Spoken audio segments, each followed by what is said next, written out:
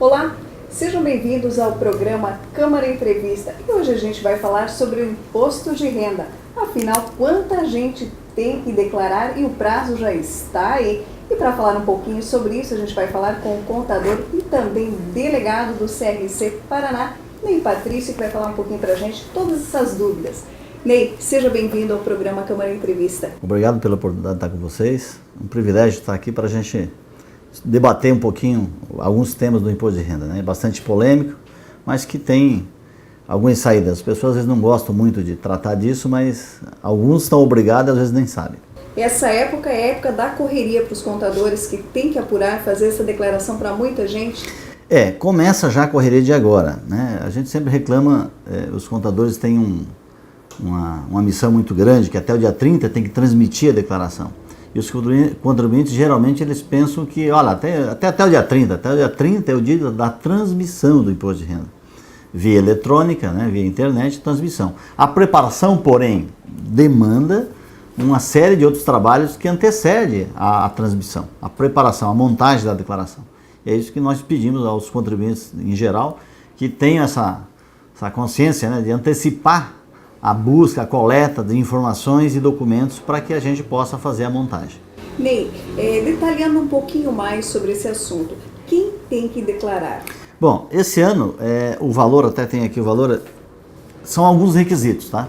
Primeiro, a pessoa tem que ter tido o ano 2013, e é bom lembrar que a declaração ela tem um período de janeiro a dezembro.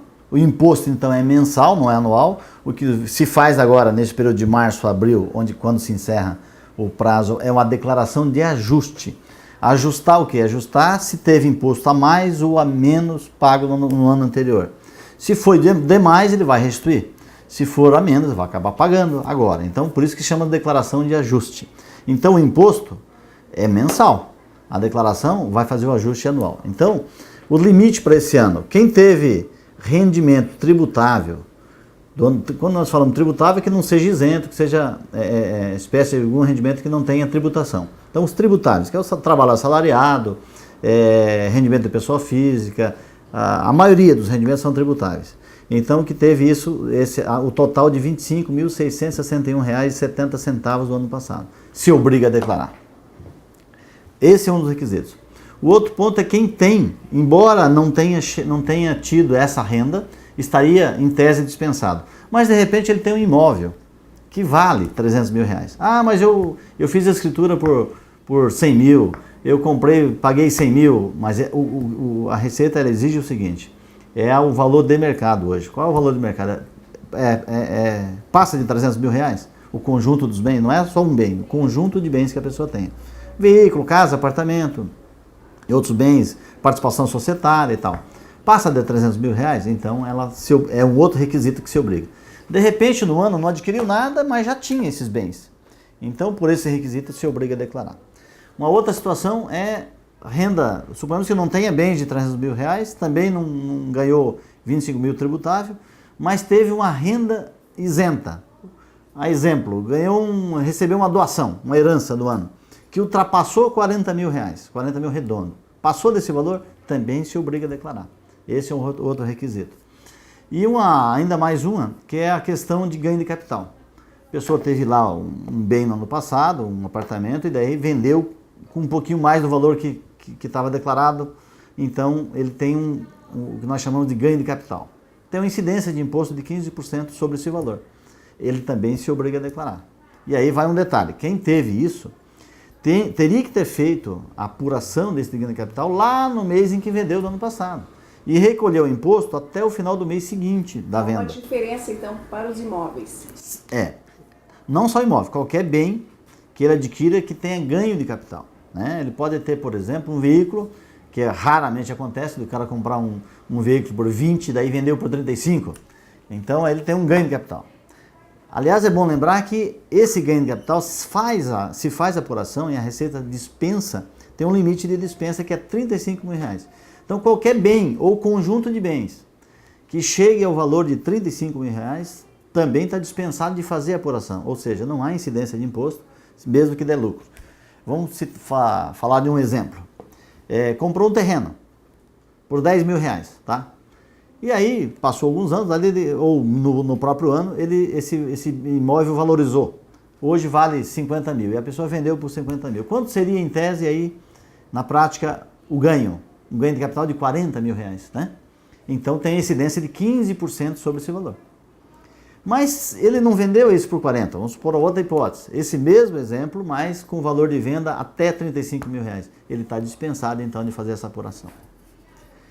Então, esses são, em resumo, quem tem que fazer a declaração, quem ganhou até a partir de 25 mil reais no ano, quem teve rendimento isento a partir de 40 mil reais, quem obteve, então, um ganho de capital, mesmo que não tenha pago imposto, ele tem que, se teve diferença, se teve venda que tem que apurar ganho de capital também, tá?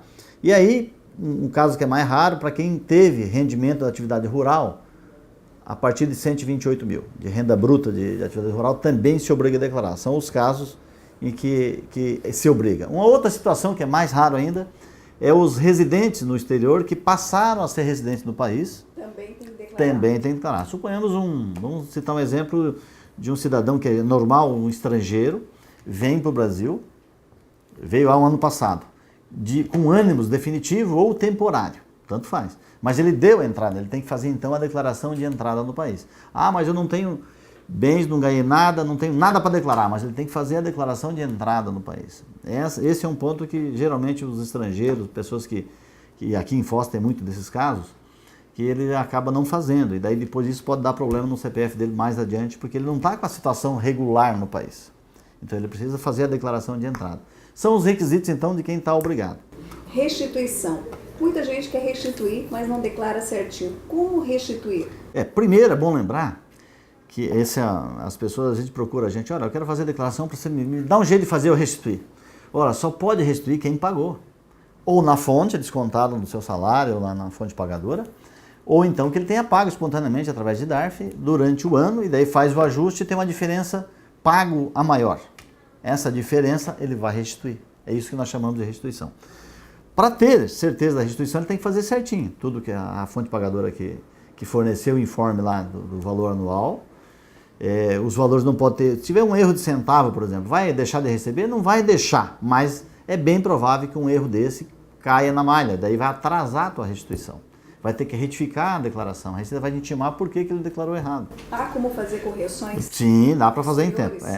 Tá. Então entrega a declaração, não tinha todos os documentos, não estava bem certo o valor.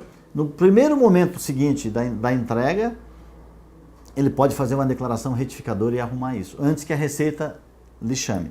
Então, se de repente, aí tem uma penalidade. Se a pessoa, o contribuinte, entregou a declaração no prazo normal, mas que ela tinha algum erro de imposto a pagar menor e ele teria que pagar maior, por exemplo. A retificadora tem imposto a maior, ele vai ter que pagar. Então, se a Receita pega antes dele fazer isso, ele tem uma tal de multa de ofício.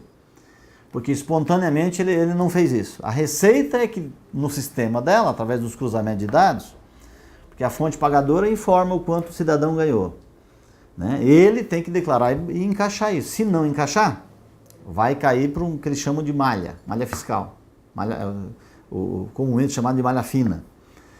Vai cair no banco de dados e vai ficar retida essa declaração para que seja corrigida. A Receita vai mandar uma intimação para esse contribuinte, avisando por que ele... Então ela já manda, suponhamos que ele tenha omitido uma fonte, ela já manda já com a multa de ofício e tal. Se ele tiver a chance de corrigir isso antes, de ser intimado, ele deixa de ter que pagar essa multa de ofício. Até porque a Receita está cada vez mais apertando o cerco a essas pessoas que não querem declarar. Muitas ferramentas estão sendo usadas para que ninguém deixe coisa para trás. Exatamente, olha, o cruzamento é tão grande que hoje, por plano de saúde, a pessoa tem um plano de saúde, tem uma declaração chamada DMED, que as pessoas jurídicas têm que informar. A DIRF sempre existiu, continua existindo a DIRF, que é a declaração de informação do imposto retido na fonte, de quanto a pessoa ganhou, quanto foi retido na fonte, as empresas, a fonte pagadora informa para a Receita. Esse prazo das empresas foi 28 de fevereiro, a DMED também. Então, suponhamos que a pessoa, eu não vou declarar esse plano de saúde porque não vou precisar abater. Ela é obrigada a abater. Uma outra informação que as pessoas pouco sabem é que a Receita Federal pode multar as pessoas que não declaram as despesas em até 20% do valor omitido. Tem uma aplicação de uma multa. Suponhamos que você faça a declaração e você omitiu lá uma informação de uma nota fiscal de um serviço médico, uma clínica que fez um exame com você e você deixou de declarar isso. A DEMED, a empresa está informando para a Receita que teve e você não declarou. A Receita no cruzamento vai pegar, que você omitiu. Você vai dizer, mas eu não precisava disso porque o desconto padrão é melhor e não precisei declarar. Mas tu era obrigado a declarar, mesmo que não te beneficie, tu é obrigado a fazer essa informação na tua declaração. Desde que, logicamente, tu preencha os requisitos da obrigatoriedade, né?